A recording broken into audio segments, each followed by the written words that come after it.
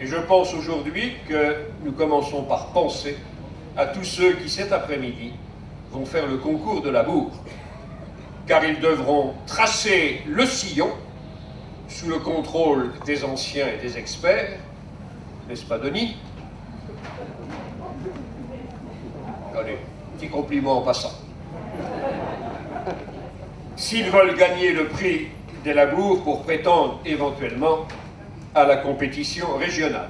Où qu'ils soient, et je les ai vus ce matin briefés, nous leur souhaitons le meilleur. Cette image du sillon bien tracé, doit peut-être être celle de la vie du disciple de Jésus. Nous avons à accueillir la parole de Dieu, téléphone, oui merci, et nous avons à mener le chemin, que la graine, la semence, porte du fruit. Et s'il y a du fruit, c'est que la vie était bien tracée. Celui qui veut suivre le Christ accueille en douceur, comme il est dit, la parole de Dieu, mais il ne la garde pas. Quand vous mettez quelque chose en terre, c'est que vous voulez attendre une germination, une floraison et des semailles. Marcher droit ou choisir des chemins de traverse. Il y a plusieurs chemins de traverse dans l'Évangile, vous avez entendu la liste, mais le pire pour Jésus, c'est l'hypocrisie. Ceux qui font semblant et mine de rien, n'appliquent rien de ce qu'ils disent. Deuxième nouvelle. Radio Esprit Saint. Allez, il faut de l'humour. Je dis quelquefois, un court moment de honte est vite passé.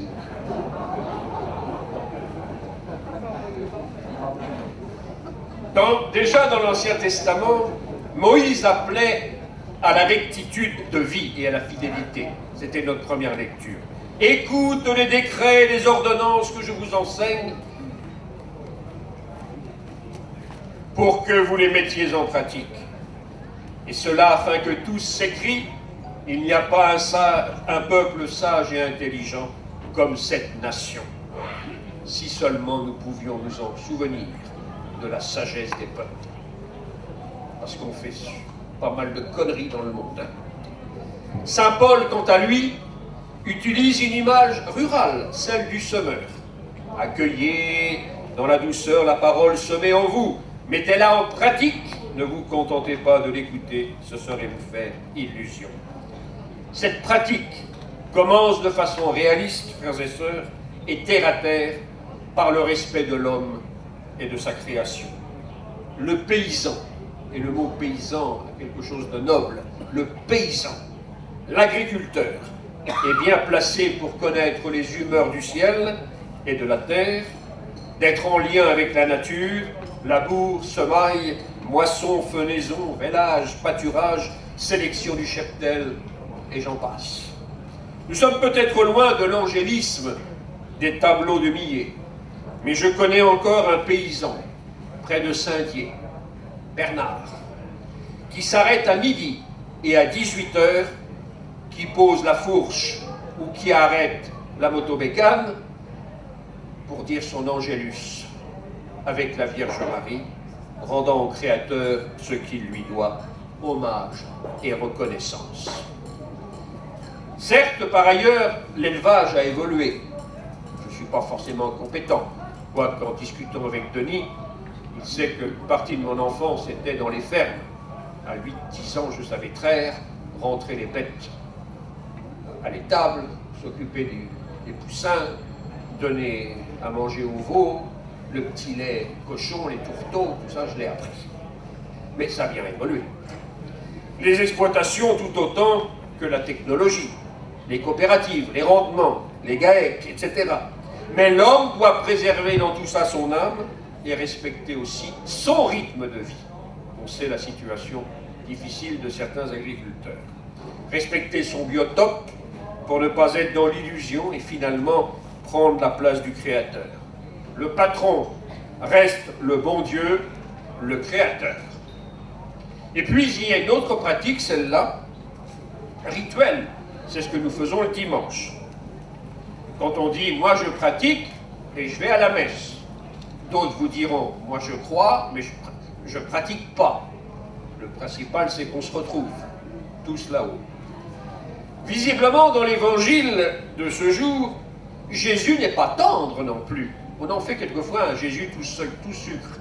Hein, Patrick Ocaté, c'est le doux Jésus, c'est le Jésus de Noël. Hein? Raphaël, c'est pareil, viens à la crèche. Et on s'imagine que Dieu est tout sucre, hein? Une bonne pâte. Mais Jésus, dans cet évangile, vous avez entendu qu'il est assez ferme.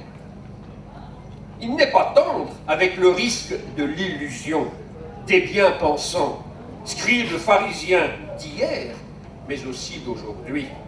Et le propos de Jésus, je le trouve libérateur. Ce peuple m'honore des lèvres, j'ai envie de dire, avec ses blablabla, avec ses prêchis-prêchas, mais son cœur est loin de moi. Écoutez, rien de ce qui est extérieur à l'homme et qui entre en lui ne peut le rendre impur. Vous ne trouvez pas que c'est libérateur, ça? Rien de ce qui rentre en nous est impur.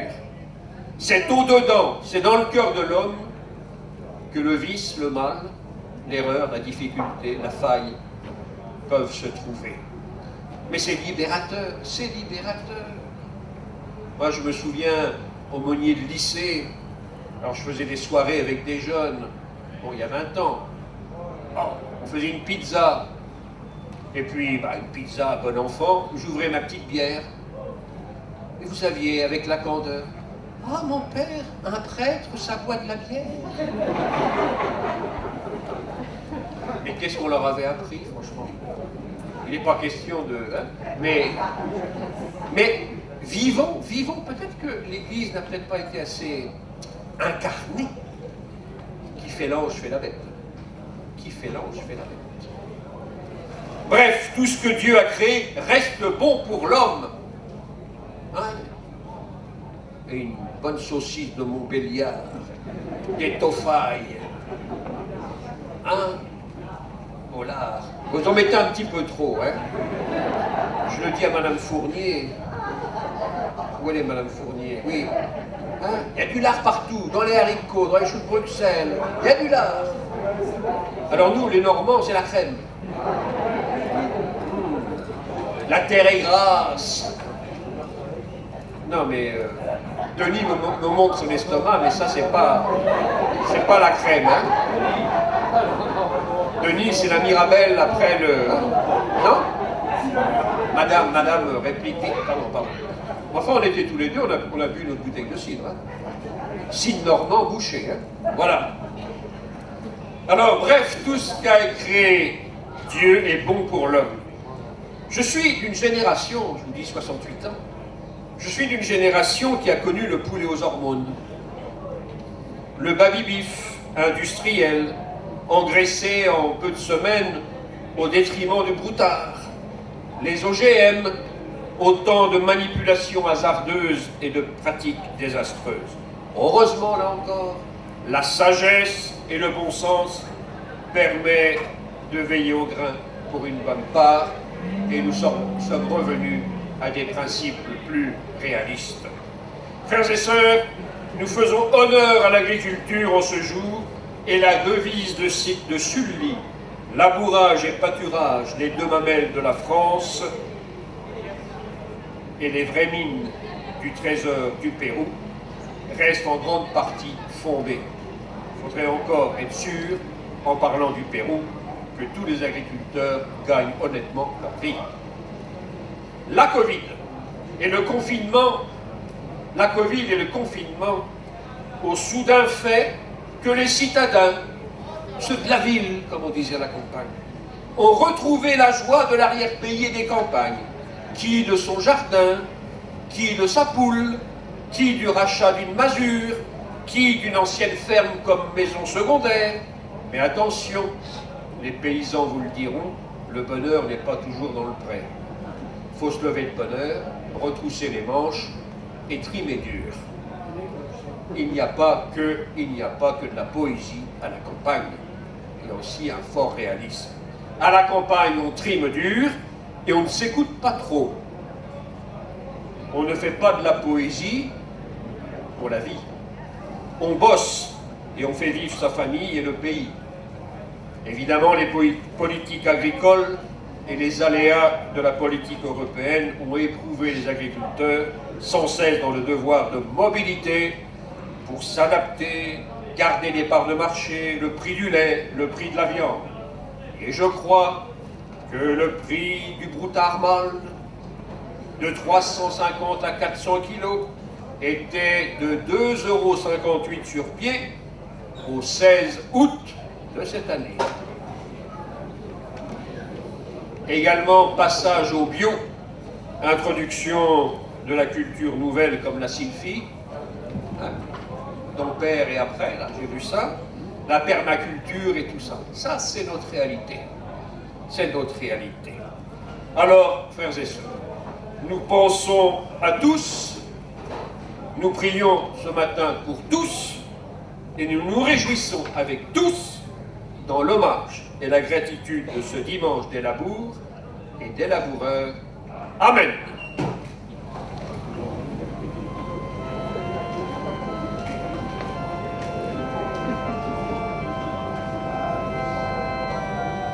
Tout ce qui rentre dans la bouche de...